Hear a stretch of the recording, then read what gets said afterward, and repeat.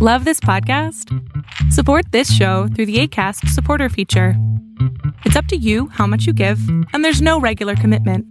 Just click the link in the show description to support now.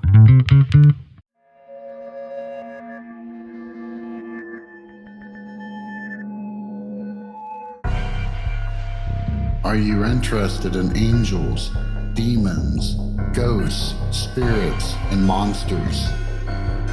Are you curious about their origins, influence, and how to protect against the unknown?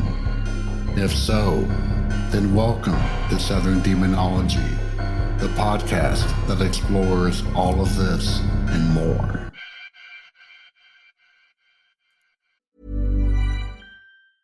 I want my dog to live a long, happy life, maybe even hit 19. So I feed them Ollie. Ollie's fresh and nutritious human-grade meals are made to support their health and happiness with protein-packed recipes dogs go crazy for, like beef with sweet potatoes, turkey with blueberries, or lamb with cranberries. Honestly, you might start thinking, dang, my dog eats better than I do. And that's probably true when it comes to Ollie. Head to ollie.com/healthypup and use code HEALTHYPUP to get 60% off your first box of meals. Plus, they offer a clean bowl guarantee on the first box. So if you're not completely satisfied, you'll get your money back. That's OLLIE.com/healthypup and enter code HEALTHYPUP to get 60% off your first box. Feed your forever friend with Ollie. Buying a new mattress sounds great. Paying for it? Debatable. Hear us out. At Mattress Warehouse, we offer 0% interest financing over 2, 3, 4, or 5 years. And we guarantee you'll pay the lowest price available, and we'll keep that promise for a full year after purchase. Go ahead and buy that mattress of your dreams. Mattress Warehouse has you covered. So where would you look to find the perfect mattress? In a little mattress store or Mattress Warehouse? Visit mattresswarehouse.com. Acast powers the world's best podcasts. Here's a show that we recommend. Daniel, I can't tell you how integrated into my life Taylor Swift is. I use All Too Well as my 10-minute timer. When I drive into New York, I listen to Welcome to New York. I mean, she just has a song for everything. It kind of fits into every part of our lives. Yes, and that premise is the basis of our podcast, Let's Ask Taylor Swift. We are going to ask Taylor Swift to speak to our lives. Every episode, we're going to be choosing a Taylor Swift song and bringing a question to it. Questions like, how do we want our exes to remember us? Or do we believe in love at first sight? So join us for our new show, Let's Ask Taylor Swift. And make sure to subscribe so you never miss an episode. Acast helps creators launch, grow, and monetize their podcasts everywhere. Acast.com.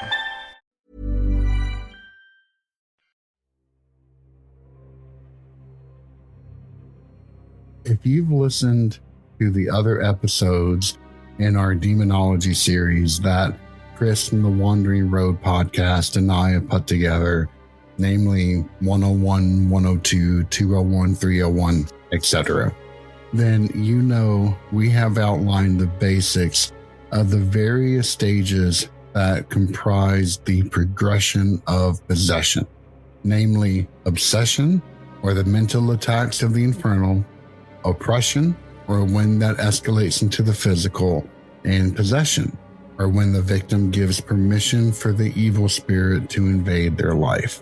However, there is a fourth stage, and that is perfect possession. Father Malachai Martin, former Jesuit priest and author of Hostage to the Devil, The Possession and Exorcism of 5 Contemporary Americans, outlines the progression of possession as such. First, the actual entry point, the point at which evil spirit enters an individual, and a decision, however tenuous, is made by the victim to allow that entry. Then, a stage of erroneous judgments by the possessed in vital moments as a direct result of the allowed presence of the possessing spirit, and apparently in preparation for the next stage. Third, a voluntary yielding of control by the possessed person to a force or presence he clearly feels as alien to himself, and as a result of which the possessed loses control of his will, and so of his decisions and his actions.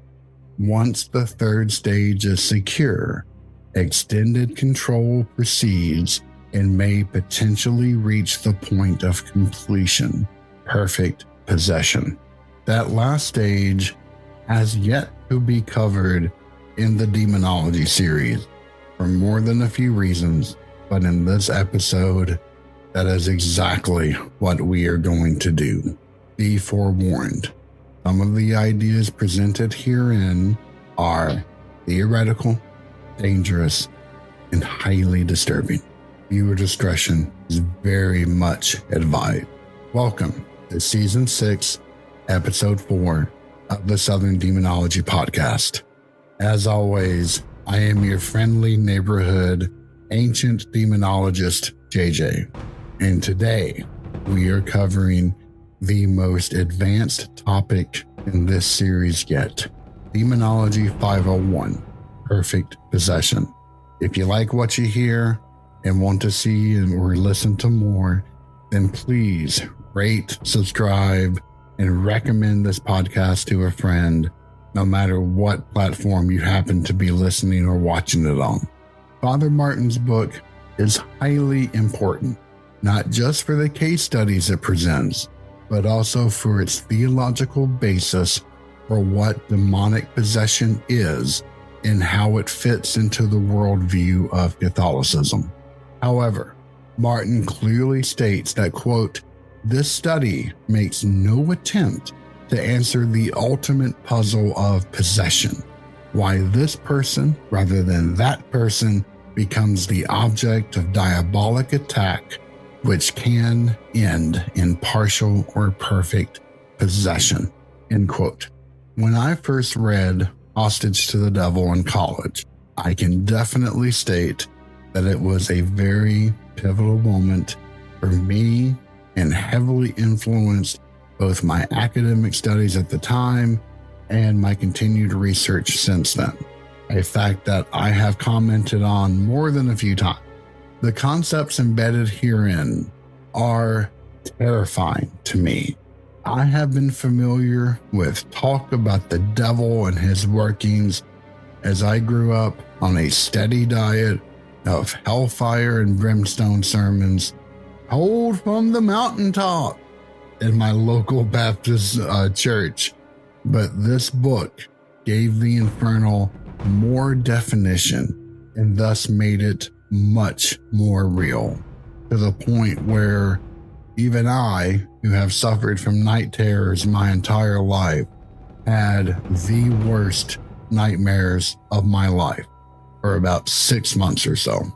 Hostage to the Devil also spoke about a concept that highly puzzled me then and has continued to elude me now, that of perfect possession. Martin defines it in this way, quote, "As the term implies, a victim of perfect possession is absolutely controlled by evil and gives no outward indication, no hint whatsoever of the demonic residing within. He or she will not cringe, as others who are possessed will, at the sight of such religious symbols as a crucifix or a rosary. The perfectly possessed will not bridle at the touch of holy water, nor hesitate to discuss religious topics with equanimity.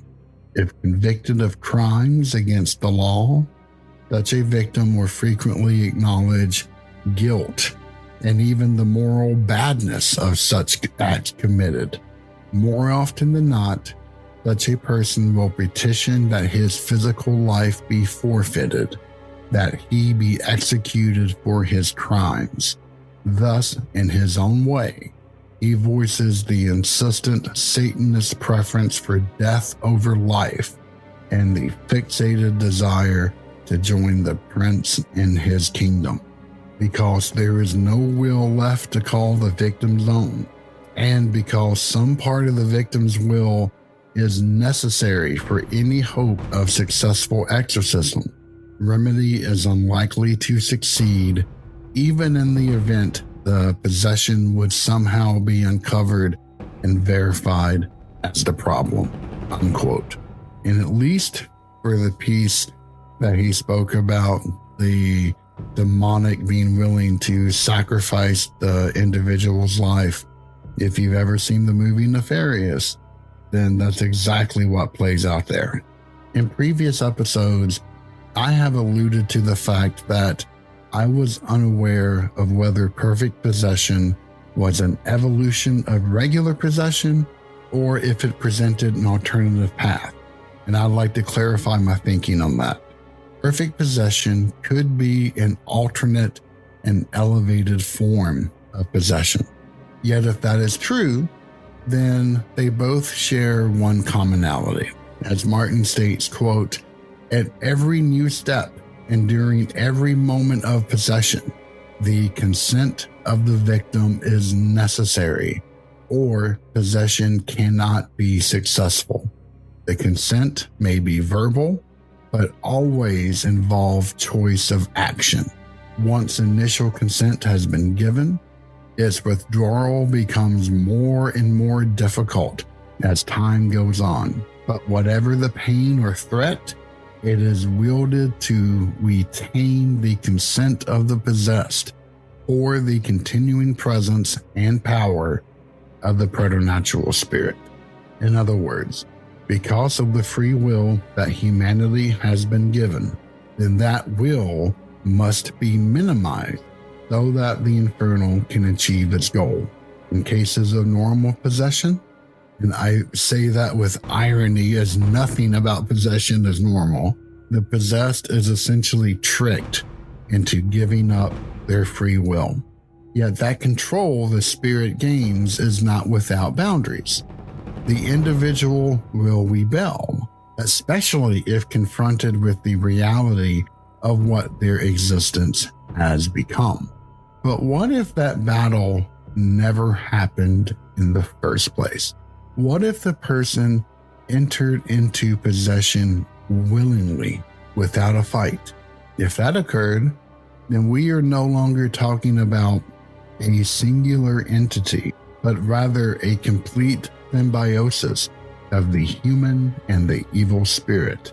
However, the other possibility is that perfect possession is the ultimate form of possession, the final stage in the progression of the infernal illness. And this seems to be the thought process that Father Martin believed.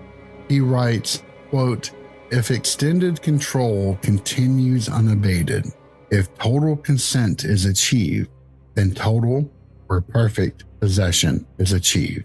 Father Mark is certain he has met more than one such case, but only by chance, for no exorcism could be requested for such a person, and even if attempted, without at least the partial will of the possessed, it probably could not succeed, end quote. You know, in college, I, like many others, experimented with alcohol, and oh boy, did I get drunk on a few occasions. However, at least for me, I intensely disliked the sensation. I am the kind of person who has 15 layers of filters between my brain and the outside world, as I am always evaluating what I should do or say before actually doing or saying it. And for the first time, all of those filters were just gone. And rather than feeling free, I was just horrified. I kept telling myself two things when I found myself in those situations. First, I'd feel better in an hour, just 1 hour, hang in there. And second, as I viewed what I was doing to be a very selfish act, I repeat to myself, I truly am a member of Thomas Hobbes' Leviathan social contract theory. That's for all of you political science nerds out there. I give that little example of myself to illustrate a point. I hated losing a part of myself, namely the filter. But imagine losing yourself, or that is what possession is. Those who are possessed report large blank spots in their memory, lasting days or even months at a time. Imagine not being in control of your own body, of your own consciousness. And if that isn't horrifying enough, let's say that perfect possession is the final form of possession. If that's the case, then the you who is has now vanished from this world. You have been utterly swallowed up and devoured by the Infernal Kingdom. You are no more. And what's worse is that you agreed to that. You gave your consent to be devoured by the maw of the demonic. Now, which of these two paths is right? The natural progression of possession or the alternate form? I don't know. Both could be accurate, as they aren't necessarily mutually exclusive.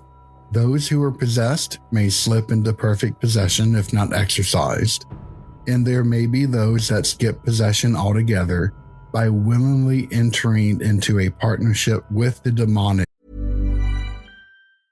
I want my dog to live a long, happy life, maybe even hit 19. So I feed them Ollie. Ollie's fresh and nutritious human-grade meals are made to support their health and happiness with protein-packed recipes dogs go crazy for, like beef with sweet potatoes, turkey with blueberries, or lamb with cranberries. Honestly, you might start thinking, dang, my dog eats better than I do. And that's probably true when it comes to Ollie. Head to ollie.com/healthypup and use code HEALTHYPUP to get 60% off your first box of meals. Plus, they offer a clean bowl guarantee on the first box. So if you're not completely satisfied, you'll get your money back. That's OLLIE.com/healthypup and enter code HEALTHYPUP to get 60% off your first box. Feed your forever friend with Ollie. You can save up to $850 at Mattress Warehouse right now. And trust us when we say that'll go a long way. Visit mattresswarehouse.com.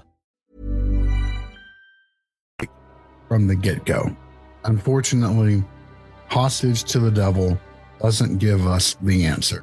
The problem is that Martin only has a few references to perfect possession in his book, and one would have a very difficult time trying to put together a concrete set of rules or even a basic functioning of perfect possession based upon the scant number of entries. And trust me, I've tried. And that is largely because perfect possession is very difficult to spot. As Martin himself states, quote, "As is clear from some of the cases reported in this book and from many other known possessed people can and do, at least for a time, function reasonably efficiently as human beings in their jobs and in society in general. Actually, the more perfect the possession, the less likely any disturbance in one's functioning on the level of human being. J. Beadham, who Father Mark seemed to uncover as one perfectly possessed, was the model of cool efficiency," end quote. In fact, the lack of concrete answers is one of the major motivating factors as to why I hadn't broached this topic yet. Well, that and the lack of time to do some analysis. But there is scant information out there, and what does exist tend to lead to circular references back to hostage to the devil. But between my desire to document what I've learned and the increase in questions that I've been receiving on various social platforms, and remember, you too can contact me either through southerndemonology.com or on a variety of social platforms, all linked on the website, I thought it time. That, and I do have some additional information that was not available to Martin at the time of writing his book. Based on the 3-part interview that I had with Victor of Trailer Trash Terrors, of his 3 different run-ins with what he, and I for the record, believe were the perfectly possessed. I believe that although the perfectly possessed may be able to blend in with society, there will be definite signs that things are amiss. First, there are those who are able to identify these beings as not quite right. Father Mark in Hostage to the Devil had this ability, and Victor does as well. Does that come down to simply being observant, having familiarity with people, or something else? Of that, I can't speculate, unfortunately. Further, normal rules of society do seem to break down around these individuals. One commonality that all 3 stories that Victor related involved just that, of either hospital regulations or human law itself simply being skirted or ignored when these things came into play. And this goes far beyond simply blending into the crowd. Have you ever heard the adage, if you want to sneak into a concert or event, simply bring a ladder with you?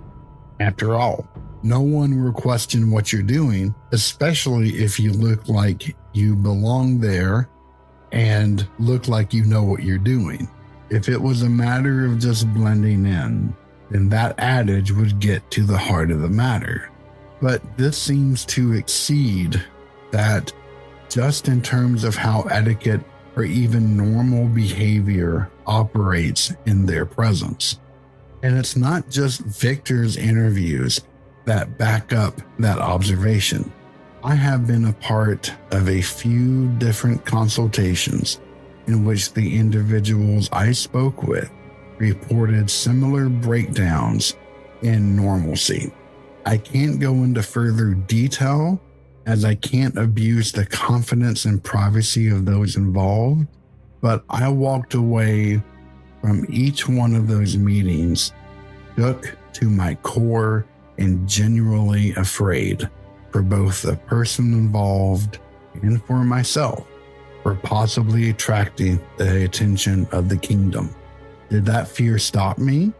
No, but I'd be lying if I say it didn't give me a real pause on an existential level. No matter if the perfect possession is the result of a forged bond or forced agreement, both share one common factor.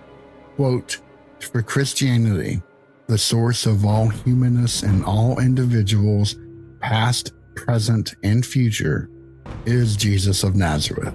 All forms of possession, from the partial to the perfect, are clearly seen as an attack simultaneously on the source of humanness, Jesus, and on the humanness of the individual man or woman. The process of possession in any individual consists of an erosion of the humanness Jesus confers, unquote. I've said quite a few times that the infernal hate humanity and desire nothing more than to see us corrupted and putrefied. If our humanity is indeed a gift of Christ, then possession is truly another attempt to spit in the face of God. It carries forth the echoes of Zoroastrianism, where Ahriman, sitting in the dark eternal, gnarled up to Ahura Mazda, I will turn your creatures against you and make them hate you. With that said, though, I wonder if there is another dimension to the act of possession.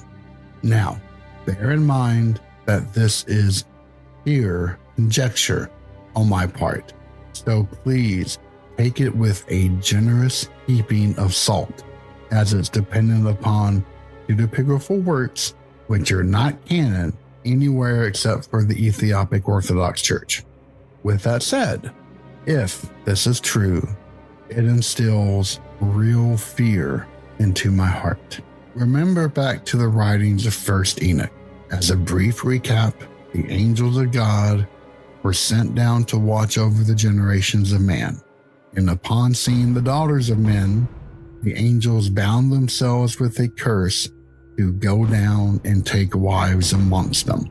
The offspring of spirit and human were the Nephilim, giants that had an insatiable lust for killing, eating, and fornicating with anything on which they could get their hands or other body part. That, combined with the secret knowledge that the Watchers passed to humanity, is what resulted in the deluge. The Nephilim were a huge problem in First Enoch because they intermixed two things that should have never been, spirit and flesh.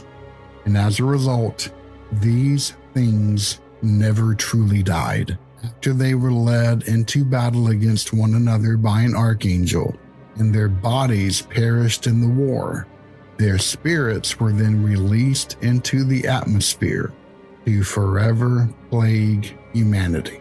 I've said before that this poses a huge theological problem for First Enoch, as it essentially means that the deluge didn't solve anything, but you can refer back to my episode on that to get the full picture. I'll have the link in the show notes. Now, let me reiterate that this is just conjecture. Hell, even saying it makes me sound like one of those nut jobs on the modern version of Coast to Coast AM who attribute everything to Nephilim, which I assure you I absolutely am not. But if the melding of spirit and flesh is as horrific as First Enoch portrays it, then isn't that what perfect possession is? The putrefaction and abasement of the human creature may only be step one. Maybe step two would be this spirit and flesh melding as yet another affront to God and the divine. But this melding could explain why Father Martin states that the perfectly possessed can touch holy water and discuss religion. This unholy amalgamation could use the flesh as a shield for the spirit. Yet the question remains, what is the ultimate goal of perfect possession? As Martin points out in the third interview from Victor Collaborates, these entities were not inclined to keep their new form. They will gladly offer up their human lives in the pursuit of death. Again, we are dealing with the evil spirit who is playing a game we never knew the rules to, so all we can do is guess. I have never directly experienced the gaze of insect nihility, as Victor poetically phrased it, and may God preserve all of us from that. As always, stay safe out there.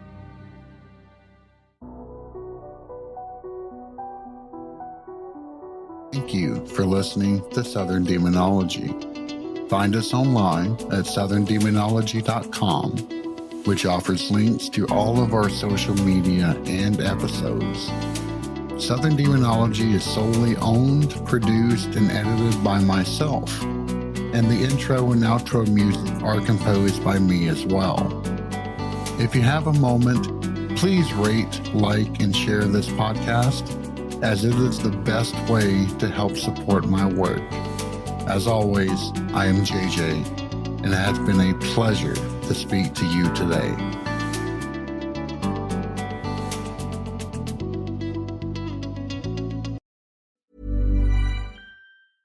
You can save up to $850 at Mattress Warehouse right now. And trust us when we say that'll go a long way. Visit mattresswarehouse.com. Acast powers the world's best podcasts. Here's a show that we recommend. Hello, it's Brooke Devard from Naked Beauty. Join me each week for unfiltered discussion about beauty trends, self-care journeys, wellness tips, and the products we absolutely love and cannot get enough of. If you are a skincare obsessive and you spend 20 plus minutes on your skincare routine, this podcast is for you. Or if you're a newbie at the beginning of your skincare journey, you'll love this podcast as well because we go so much deeper than beauty. I talk to incredible and inspiring people from across industries about their relationship with beauty. You'll also hear from skincare experts. We break down lots of myths in the beauty industry. If this sounds like your thing, search for Naked Beauty on your podcast app and listen along. I hope you'll join us. Acast helps creators launch, grow, and monetize their podcasts everywhere. Acast.com.